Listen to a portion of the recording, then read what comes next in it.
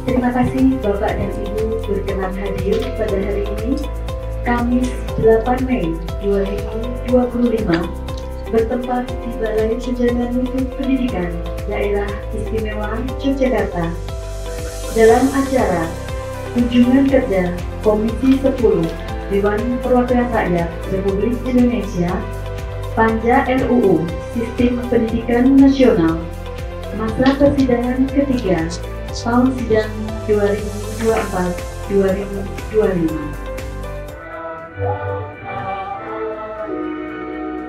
Jiwanya bangunlah badannya untuk Indonesia. Alhamdulillahi Rabbil Alamin, hamdan syakirin, hamdan na'amin, walil mu'minina wal mu'minat, wal muslimina wal muslimat.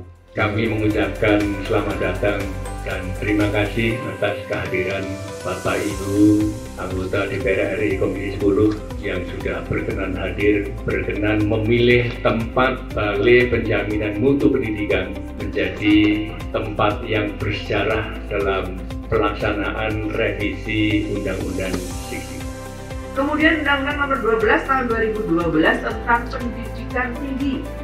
Nah, pendidikan tinggi ini kan ada yang di bawah Dikti Saintek, ada juga yang berada di kementerian lembaga lain. Berikut juga ada Undang-Undang Nomor 23 Tahun 2014 tentang pemerintah daerah. Mengapa itu ada? Karena di dalamnya ada pasal-pasal terkait pendidikan. Dalam konteks pendidikan, kodifikasi ini dimaksudkan untuk menyatukan semua aturan yang tersebar dalam berbagai undang-undang menjadi satu undang-undang bidang pendidikan yang lengkap dan terintegrasi. Bagaimana kebijakan yang tepat dalam peningkatan kesejahteraan guru, khususnya guru yang berstatus honorer? Honorer itu kan GBP, kalau yang di sekarang sudah masuk ke P3K sudah masuk tinggal 41 ya. Kemudian yang kita rasakan adalah peningkatan kompetensi guru. Kemudian mengefektifkan lagi yang KKS, kemajuan sekolah itu sangat dibantu oleh sekolah-sekolahnya. Jadi ini perlu beberapa kompetensi tinggi. Seperti saya katakan, sekolah SMA Negeri 1 Depok di beberapa waktu lalu juga diberi Komisi 10. Kebetulan saya ketua FKS SMA tinggi. Pertama tadi sudah disinggung terkait dengan perlindungan guru. Yang kedua kaitannya dengan yang disampaikan Bapak Kepala Dinas menyangkut guru tidak tetap. Dimasukkan di dalam RUU Siknas kaitannya dengan peningkatan itu SDM ini yang perdananya mungkin itu Bu SD yang bisa saya sampaikan, mudah-mudahan bisa mewarnai RUU Siknas yang akan datang. Sekolah swasta yang bernama Pangudilur. Pertama terima kasih atas kepedulian Bapak Ibu yang saya hormati dari Komisi 10. Saya boleh hadir di sini untuk bersama-sama yang terbaik bagaimana mengulang pendidikan kita.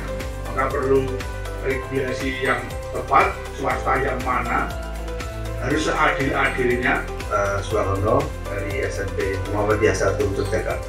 Kebijakan beasiswa PIB, karena kami di sekolah swasta tentu ini sangat membantu Ibu untuk kebijakan beasiswa PIB ini. Kemudian kebijakan tentang ini yang wacana-wacana yang kami dengar Ibu, itu tentang masalah PIB nyiapan fasilitas yang dibutuhkan ketika nanti anak itu sudah masuk di sekolah rakyat, itu apakah sudah benar-benar disiapkan?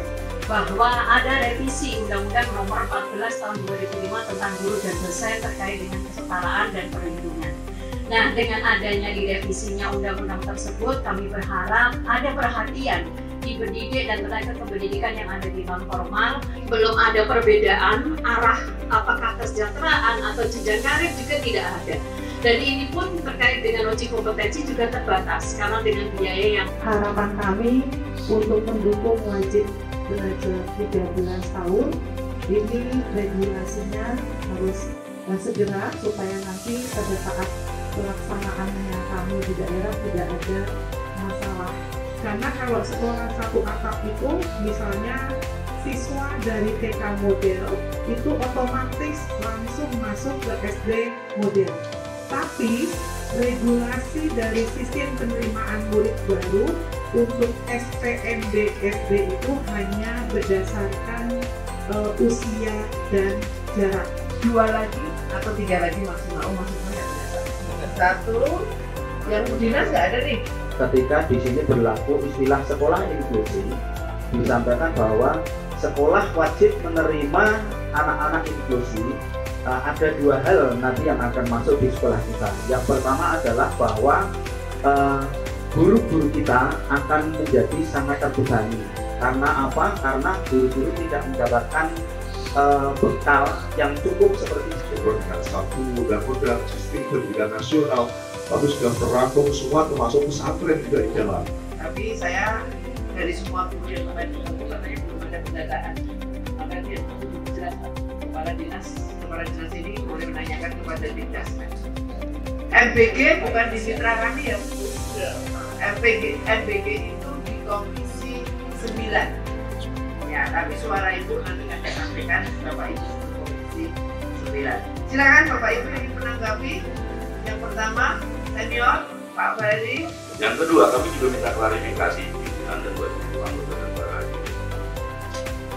yang kaitannya kan keterlibatan Ronda, karena tadi dikatakan di sini dalam Undang-Undang Dasar 1945 pemerintah pemerintah daerah menyelenggarakan pendidikan dasar wajib menyelenggarakan. Artinya kalau ini tadi wajib belajar 13 tahun, siap nggak Provinsi DIY dan Kabupaten Kota? Terakhir, saya minta klarifikasi kaitan dengan undang-undang pemerintah daerah membagi SD, SMP di Kabupaten Kota, SMA, SMK dan SLB. Apakah mesti seperti itu? Pengennya? Apa persepsi kita tentang pendidikan di masyarakat? Saya ingin melihat kenapa, mungkin ada pertanyaan, kenapa Jogja lebih dari yang lain pusat pendidikan? Ada BSD, ada narasi dalam, mungkin banyak variannya. Karena dia itu sudah dalam konteks kefilsafatan hidupnya hadir, dan budaya pendidikan yang seperti ini sudah mulai hilang di akar pendidikan. Dan itu yang harus diperkuat. Di landasan filosofis pendidikan itu ada 2, ada filosofis, ada pembelajaran. Nah ini yang kemudian mungkin besok dipikirkan oleh kita, mungkin perlu ada perubahan di dalam fase-fase seperti itu. Kompaktannya belum bisa, kecuali komitmennya jelas. Demikian. Begitu ya Pak Irwin.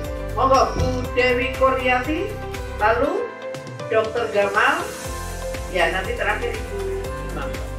Tapi siapa yang bayar? Kalau menurut undang-undang yang membayar adalah pemerintah negara. Nah, ada hal yang saya ingin mendapatkan mungkin masukan karena juga kan pusatnya pendidikan ya swasta ya seperti Pak Mudi Luhur tadi ada. Itu kan tidak pernah ada masalah. Jadi kalau kita lihat kan tahun 94, 2004 KPK 2006 KTSP 2013 K13 tahun 2024 kurikulum merdeka. Dan mungkin artinya di undang Sisdiknas kita perlu berpikir bagaimana problemnya apa. Akhirnya dulu harus adaptasi setiap 3 tahun dan akhirnya untuk pembelajaran menjadi fluktuatif. Bahkan di samping itu problemnya ini bagi saya bukan di substansi kurikulumnya, tapi di mekanisme tata kelola pendidikan. Ibu Dirjen, jadi kembali ke pokok soal tentang undang-undang Sisdiknas ini kan sudah 24 tahun ya, dan perubahan sebuah undang-undang itu kalau perubahannya itu di bawah 50% namanya revisi, tapi kalau di atas 50% itu namanya total undang-undang baru. Beliau mendengar pembicaraan di tempat ini tadi, saya mencatat 34 poin. Setiap pembicara itu ada 6, ada 7 poin disampaikan, hal yang berbeda sebetulnya. Meskipun holistiknya nanti sama, bahwa pengen ada perubahan. Oleh karenanya mungkin yang ditempuh dalam metode verifikasi dan menggabungkan menyusun kembali dalam sebuah undang-undang baru. Sekiranya itu untuk kita bersama, Bapak Ibu yang saya hormati, intervensi negara untuk bisa mengurangi stunting ataupun kekurangan gizi di anak-anak kita, sehingga anak-anak kita diharapkan menjadi lebih sehat. Karena jangan sampai menganggap program ini mengada-ada, karena ini program ini tentunya sudah banyak kajiannya di berbagai negara. Menyampaikan terima kasih, salam hangat dengan segala sesuatu yang telah diberikan kepada kami, dan kami akan melanjutkan masukan dari Bapak Ibu untuk masuk di ruang-ruang rapat kami. Assalamualaikum warahmatullahi wabarakatuh. Waalaikumsalam warahmatullahi wabarakatuh.